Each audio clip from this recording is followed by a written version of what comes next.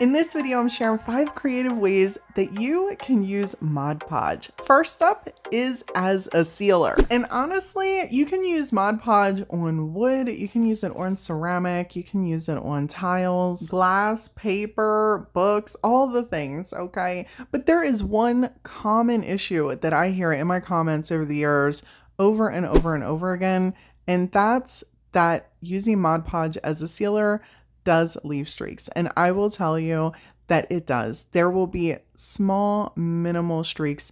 I've noticed if I do thin layers, it's not as dominant. And on each one of these projects, I put a really thin layer so you guys can see for yourself that if you do a minimal amount, the streaks are not so bad. And realistically, for a budget-friendly way to seal your craft projects, I think Mod Podge is a pretty good pick.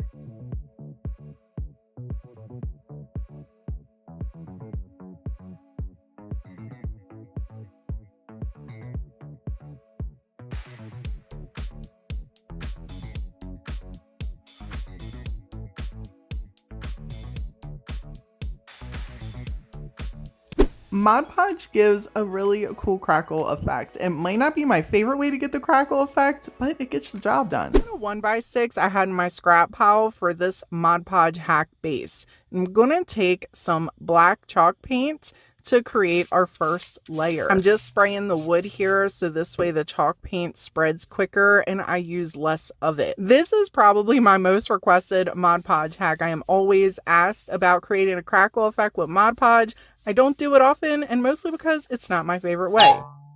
But creating a crackle effect with Mod Podge is a different way that you can use it. So I wanted to go over this hack and share it with you. And I figure if we're gonna do it, let's get artsy fartsy with it. I'm taking a little section from my TDS Decoupage Paper called Spring and Easter Blessings. This is such a beautiful piece. I want to match this teal color with the majority of the project. However, I want the design to really pop, so I'm taking some white paint and putting in the backgrounds. And I'm using DIY's paint for this. You can use whatever white paint you want. I get this from Sammy over at Unicorn Dust Designs, and I keep her link down in the description in case you're interested.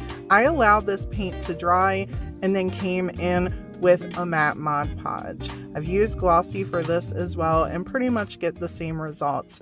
You're going to want to have a pretty healthy layer, and it doesn't really matter how you apply. As you can see here, I'm kind of going different ways, and I'm going around the sections of the wood that I want this to be on, which is just going to be at the top and the bottom. But first we're doing the top section, and I'm doing this section really heavy. I did not have an exact match to the napkin that had the teal on it. So I'm mixing some different colors until I get a color that I'm happy with. You don't want to let the Mod Podge dry completely, okay? Let it dry mostly and then bring in your paints. I do not drag my paintbrush down this because I don't want to move the Mod Podge. So as you see, I'm tapping all along it and just going straight down the Mod Podge. And I want to tell you here that there are a bunch of ways I'm sure that people do this differently. If you have information, please put it down in the comments. Put positive feedback. Everyone is here to learn. No one has to be mean in the comments when you are offering help or insight to educate others and help them along their DIY journey.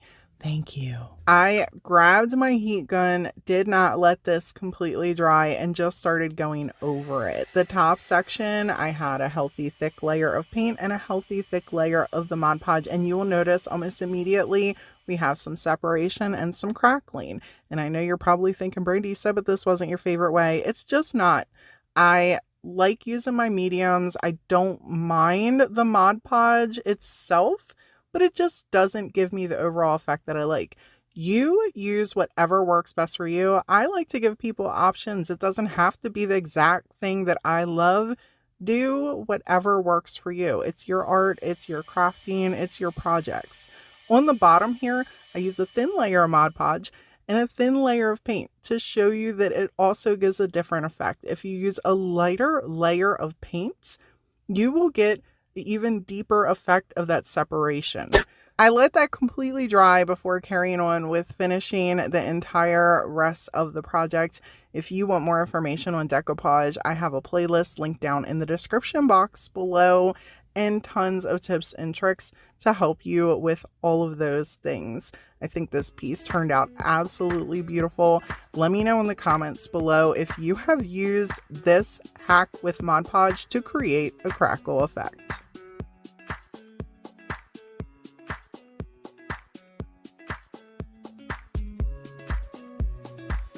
Not gonna lie, people, I think Mod Podge is amazing even when you use it just as a craft glue. We're gonna be using this beautiful design called place cards to create some little placeholders using these old vintage wood thread spools. I'm just gonna cut out two little designs on here that I feel match together and grab some of my thicker paper. Now this is 34-pound paper. Obviously, you could use regular paper, but keep in mind, regular paper does curl up if you wet it. The thicker paper doesn't so much. I just trimmed this down to size and then grabbed some Mod Podge to be able to attach our decoupage tissue paper. You could use regular Elmer's glue sticks, completely up to you. I actually don't have any of those. I figured Mod Podge would work just as well. I grabbed my little spray bottle and gave the back of the tissue paper a little spritzy spritz. This just helps make it a little bit more manipulable. You do not have to do that. You could leave it just as it is. I like to do that and help spread the paper out. It also helps reduce wrinkles. But if I'm being completely honest, wrinkles don't usually bother me. I know that they bother a lot of people though. Once I was completely finished with this, I just set it to the side to allow it to dry. Didn't take that long, about an hour. If you want to speed dry it using your heat gun, you can. It's completely up to you. I did grab a couple of my TDS dry rub on transfers and put on the sides of our little wood thread spools. I thought these would be a perfect addition since there were little bugs and we had some florals in the place card designs. And here's a little tip, people. Like I said, if you use regular paper, it's going to curl up a lot. And I noticed as these were almost dry, the edges were curling up just a smidge. So I took my heat gun and just went over it and was flattening it out with my hand, and that worked out perfectly. Then I trimmed up all around the edges so everything looked really nice. You could obviously use fancy schmancy scissors with the waves on there to add in that extra little bit of love around the edges. I was fine with mine being just straight. Next, I grabbed some of my TDS dry rub on transfers to cut out one of the little sections. The idea behind this place card design was to create exactly that, little place card pieces. And each one of the designs has a small area that doesn't have a lot of design, so you can pop a name, you can pop a cute little saying like this, whatever you would like onto your piece. You're able to use these as centerpieces, use them as place card pieces at little parties, sit them around the house with cute little inspirational sayings. They just add a really nice, creative, artistic, unique touch to your home or any party that you might be having. I grabbed some of my gauge wire to create the little place card stand that we're going to put inside the center of our wood thread spool. You can create these however you would like. It's actually fairly easy. It just takes some wire cutters and the needle nose pliers and a little bit of finagling. You can also tighten these or loosen these to customize how you want them to fit in here. You don't have to glue anything down. Just move the wire in and out to fit in that hole nice and snugly, and then pop in your little place card and put it wherever you would like.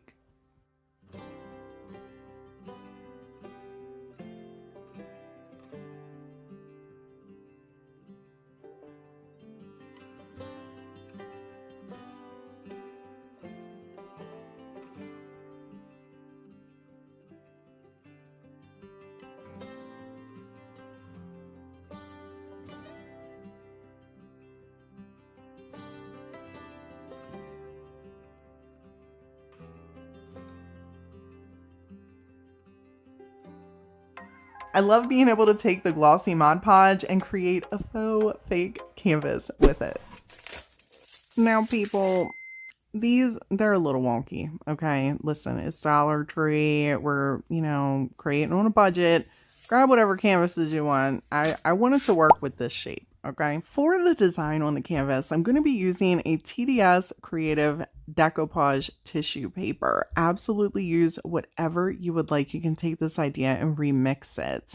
I'm using the canvas just to kind of put around the decoupage tissue paper and figure out what section I want it to use. And next, I'm just kind of creasing it off. If you want to actually print out a photo and do this, or if you want to use gift wrap paper, something you download offline, this idea can be taken and used to create so many beautiful ideas. And the secret to making a faux canvas piece is some glossy Mod Podge. Well, use whatever glossy medium you would like. This is my go-to. Okay, I've used this stuff a multitude of times. You could use whatever medium you would like for the actual decoupage portion, but you need a gloss to create that end finish on the canvas. If you're doing this with a napkin, you want to go section by section, but since I'm doing it with the tissue paper, I just put a layer all over it. And then I'm coming in with my water bottle and giving the back of the tissue paper a little spritzy spritz. I don't recommend this with a napkin, but for rice paper or tissue paper, this will work out just fine. While the Mod Podge is still wet, I just take the tissue paper and gingerly press it down. And keep in mind, there are little raised sections on these canvases at Dollar Tree. It's not completely smooth. So if you're going to scrape over it, it is possible you'll pop little holes in your decoupage paper. Just be gentle, okay? If you want to use some cling wrap, that'll work too. Allow it to completely dry and then bring on in your finger sander, whatever kind of sander you would like. I'm just going to use my little finger sander here. You can pick these up at Walmart. This one is from Temu for anyone interested. I get asked that a lot. And then just straight sand off the excess using an up and down motion. Make sure to dust away any extra crusty bits laying around, and then grab some more of that glossy Mod Podge and apply a nice juicy layer all over the top.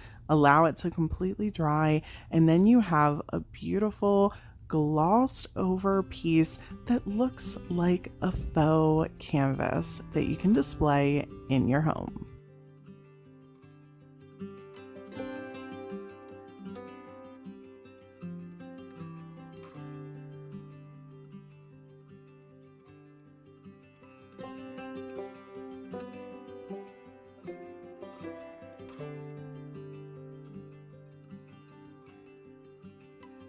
And last but certainly not least, my favorite way to use Mod Podge is as a decoupage medium.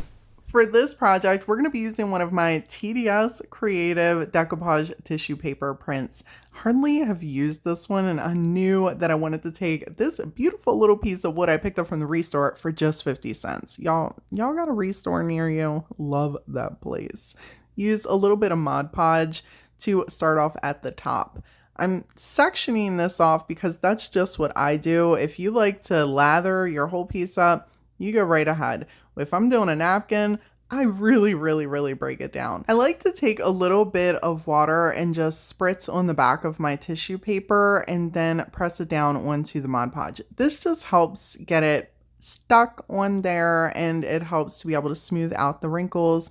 The paper is really easy to use, and it's not as soft as, a napkin. So a lot of times I'll just use my fingers to attach it and then come back. You'll see at the end here, I bring some cling wrap in, but I like to section it off and then apply as I go. Like I said, if you want to apply yours all over the piece, you go right ahead. This just, if I'm not doing the iron on method, because sometimes I like to just get my hands in here and decoupage as I go, it's the easiest way for me to minimize wrinkles. And realistically, I don't really care too much for wrinkles. I know some people, they're huge wrinkle sticklers. They don't really bother me, especially for a piece like this. I think it adds some character. While the piece is still slightly damp, I grabbed a little bit of cling wrap and gingerly pulled over our piece, making sure that all of that excess Mod Podge that could possibly be locked underneath of our decoupage tissue paper is just moved out all the way to the ends. I allow this to dry overnight, and then I like to give it a nice little check. I'll pull all around the edges. I do the same thing if I do the iron-on method. I like to make sure everything is sealed up all the way to the ends, because when it is time for you to bring on in your sander, your finger sander, this little finger sander, and take that excess off, if you don't have it decoupaged all the way to the ends, it will fray and tear into the actual front of the design, and it can be kind of sad. Once your piece is dry, you're free to seal over it however you want. Use an artesian sealer, use you a folk art sealer, use you some Mod Podge. It's completely up to you. It doesn't have to be the same medium that you use to be able to seal over your piece. If you enjoyed these Mod Podge hacks, check out this video right here for more Mod Podge DIYs. As always, people, thank y'all so much for hanging out with me today, and until next time.